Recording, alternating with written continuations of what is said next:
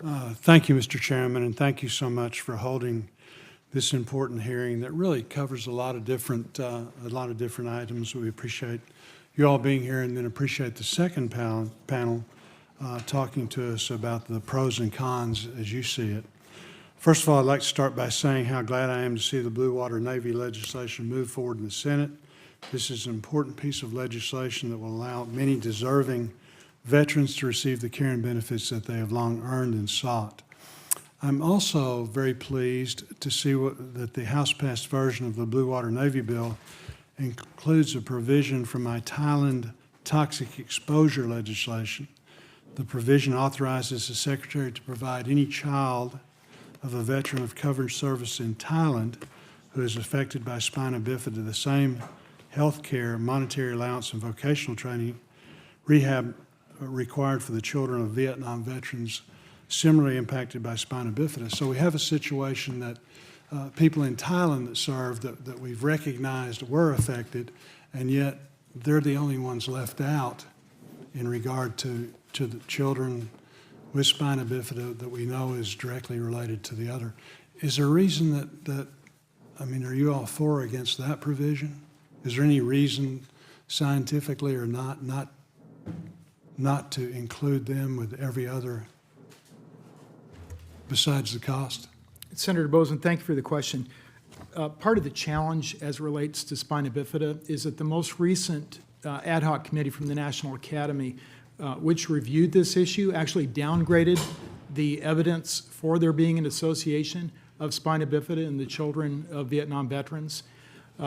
That doesn't mean that VA withdrew that benefit.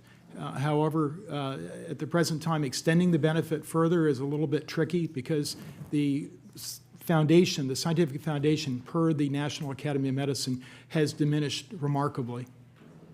No, I guess the only argument I would make, a benefit for one, a benefit for another it's not the way that we do things. So we need to get that worked out. In regard to the Blue Water bill, we would like to get the Thailand exposure bill done.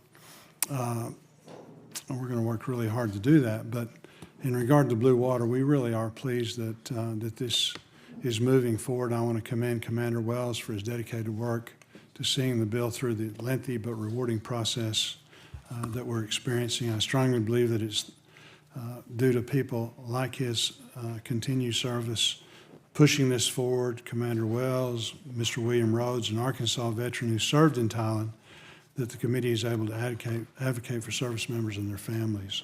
It's my sincere hope that this momentum will continue as we continue and seek care for the needs of all of our nation's veterans well into the future. The other thing I'd like to mention is a bill that we have, the VA Hiring Enhancement Act, and just spend a second, that's a bill of myself, Senator Heller, Senator Tester. What we tried to do, we talk about all of these situations, whether it's extending Blue Water Navy, Thailand, and then all of the problems we got the VA. One of the major problems we got right now is we don't have enough providers in positions to fill. So in talking to our provider community and talking to the people that are running the hospitals, one of the things that they mention is that a couple things. First of all, in their residencies, the ability to offer them the opportunity like other providers do fairly early in their residency to come to work for the VA. That's not done now. I don't know if it's precluded, but it's not being done. This bill specifically says let's do that. The other thing is the non-compete contracts, which I think many people feel like don't hold up anyway. Many people just go ahead and do that regardless. And we've had mixed judicial things in regard to that. But what we'd like to do is based on the fact that if you're in private practice, you go to work for the VA, you're not pulling patients from the private practice to the VA. It's a different class of patients. So we would like to get rid of that and make it such that the VA is exempt from that. Do you have any comments about that very quickly? Sure. Let me direct a question and list my colleague Jessica Borning. Thank you, sir, for the question, and we are in support of the provision to remove non-compete agreements. We don't have data to suggest how often this is happening, but we do certainly have incidents where we have had difficulty bringing providers on board because of non-compete agreements in their local market, and we have to use workarounds to try and get them on board or wait. So we appreciate your support on that. Very much. How about the issue regarding the residencies and trying to offer,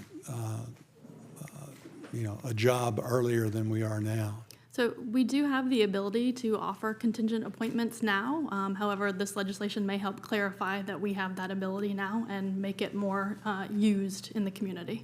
Very good. Well, we will welcome you working with us on language if you have concern about specific things. But I do think little things like this really are big things in the sense we desperately need the providers that we can use in the VA system. Thank you, Mr. Chairman.